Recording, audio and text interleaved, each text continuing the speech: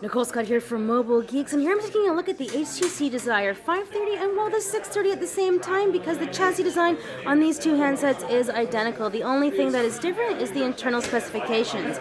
Both of them have a 5-inch display. Both have this kind of interesting polycarbonate back, although mine does not have the splatter design that HTC is so talking about, that each of these handsets is unique. On the rear, they both have cameras, though the 530 has a 8 megapixel and the 630 has a 13 megapixel. Under the hood is actually where we have this most significant differences between these two handsets, because the 530 has a Snapdragon 210 with 1.5 gigabytes of RAM, and the 630 comes with a 410 and 2 gigabytes of RAM. Both handsets have a 2,200 milliampere battery and come with 16 gigabytes of internal storage. Now, if we take a walk around the device, you can see that this pulls back, and we have dual SIM plus micro SD card slot for expansion. Taking a walk around the bottom, we have a micro USB port. Around this side, we have a texture.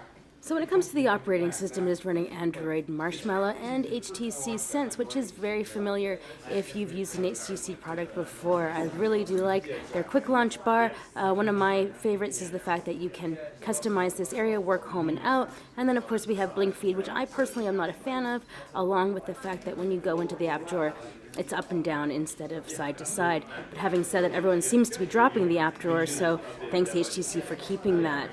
So like I was saying, this is actually the 530. So this actually has a 8 megapixel camera, but let's just take a quick little snapperoo right there. See how this is going? Well, we have definitely some reflection there from the flash.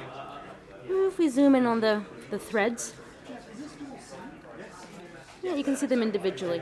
So we should be getting half-decent camera performance in here, but since these are prototype devices, you can't judge them too badly. But apparently this is somebody's breakfast here in Barcelona, and that actually looks pretty good.